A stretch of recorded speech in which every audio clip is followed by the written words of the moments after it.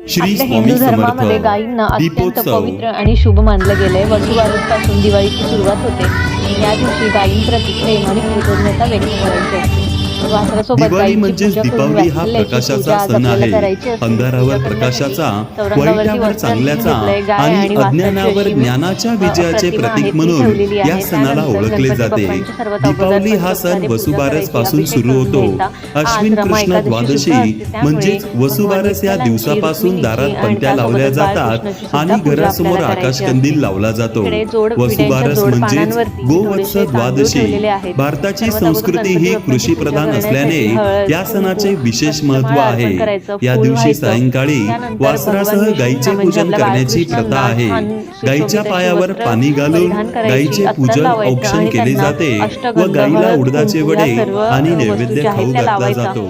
गायीच्या पावलांनी त्यानंतर आपल्याला श्री फूल वाहून घ्यायचं.